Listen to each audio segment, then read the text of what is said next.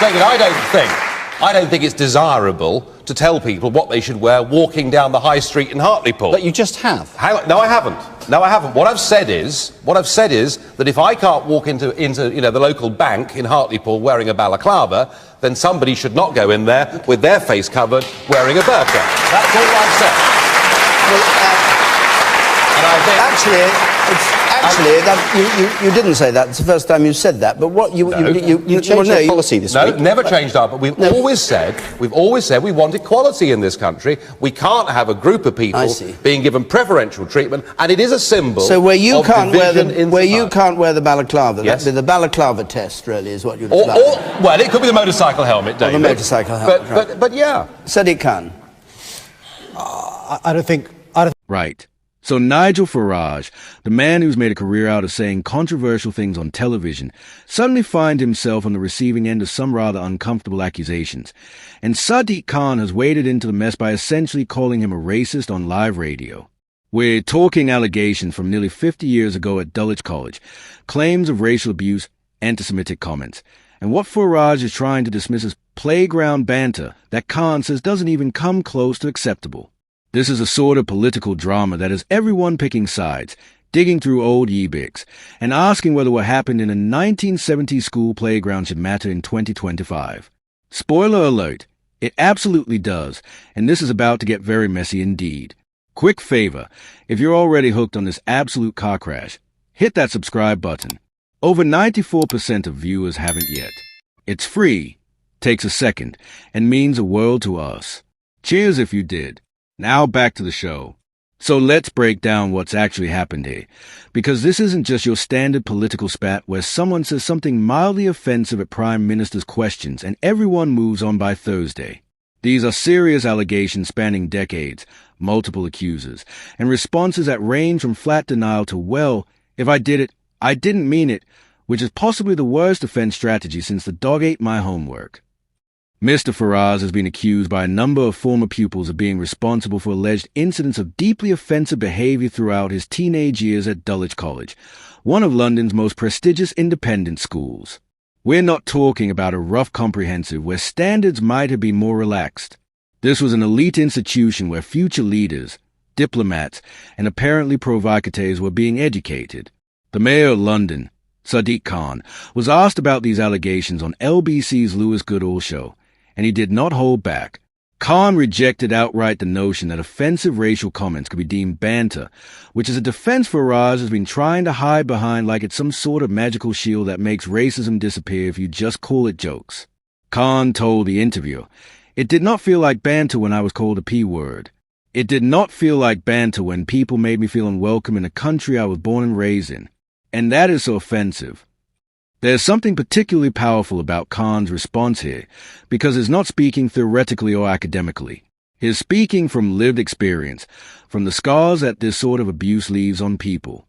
Sir Sadiq recalled his own memories of facing racist abuse at school, and his words carry weight that goes far beyond political point scoring.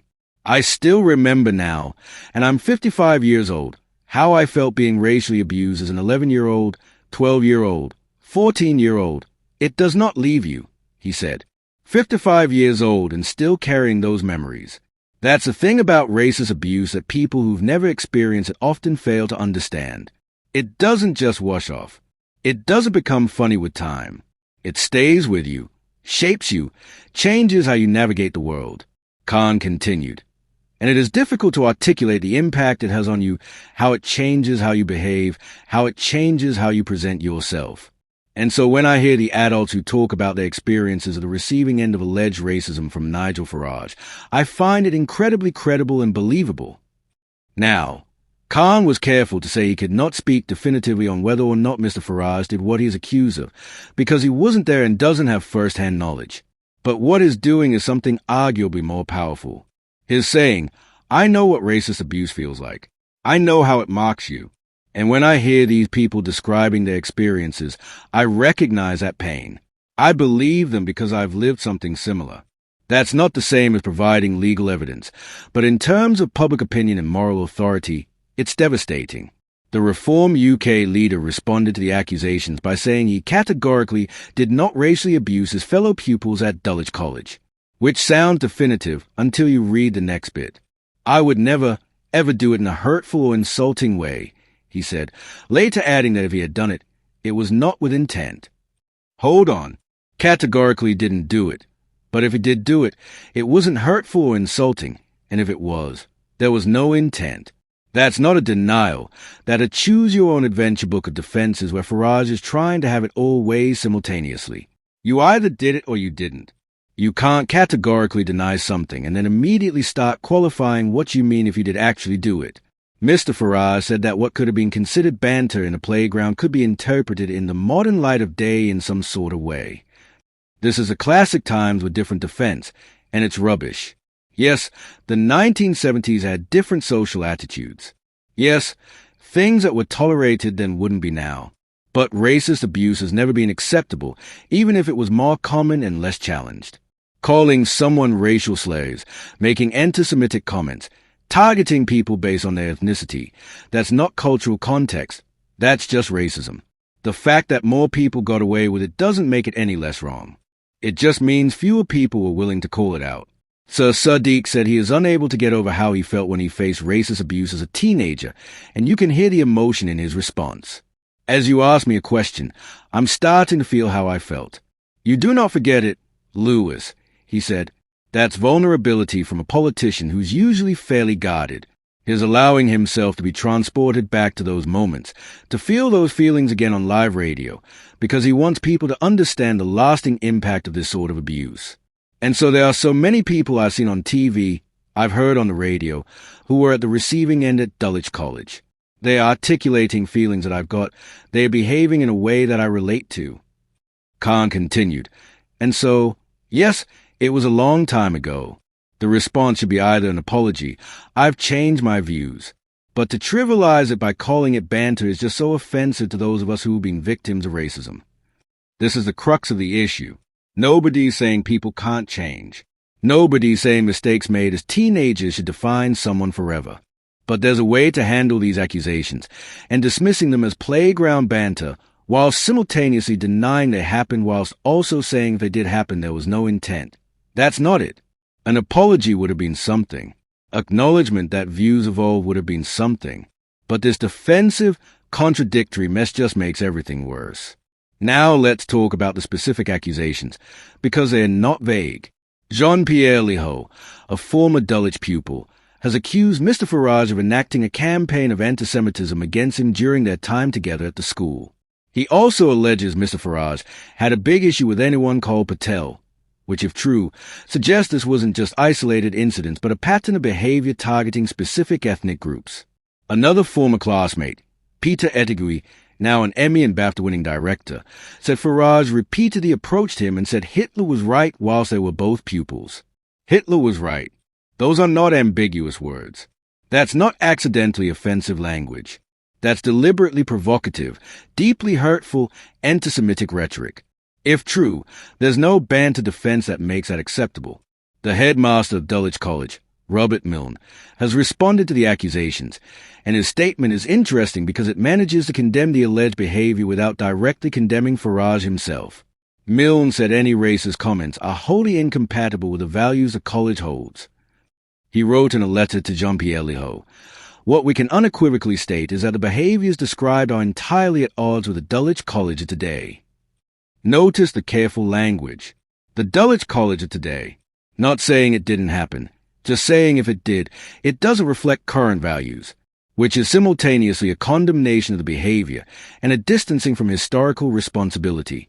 Richard Tice, Reform's deputy leader, has decided the best defense strategy is to go on the offensive and call the several students accusing Mr. Farage liars. Not mistaken. Not misremembering. Liars. That's quite the claim, especially when you're talking about multiple independent witnesses with no apparent connection to each other beyond having attended the same school. Either there's a coordinated conspiracy spanning nearly 50 years involving multiple successful professionals who decided to falsely accuse Nigel Farage of racism for no apparent reason, or these people are telling the truth about what they experienced. Occam's razor suggests the latter is considerably more likely.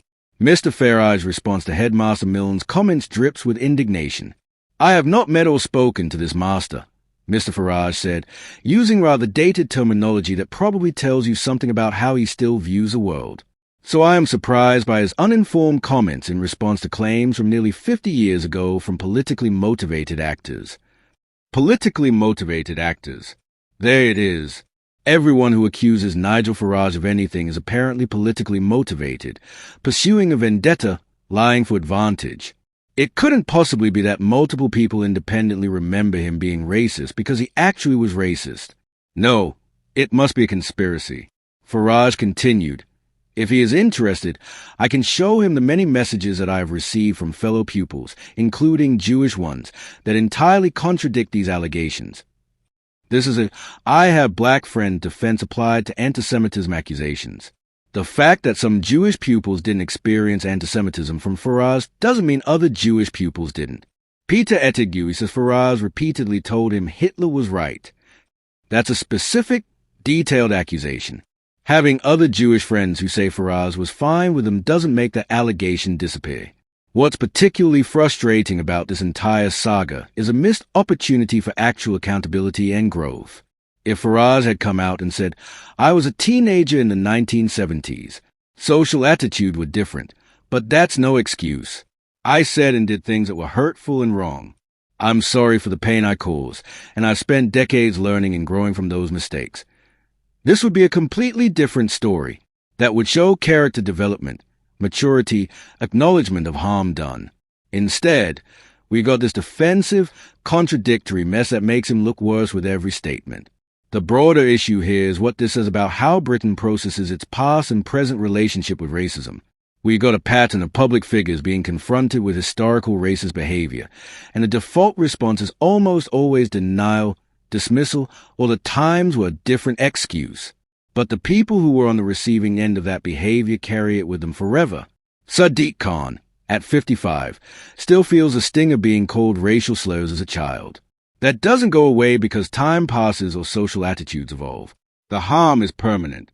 And Farage's political career has been built on inflammatory rhetoric about immigration, about British identity, about who belongs and who doesn't.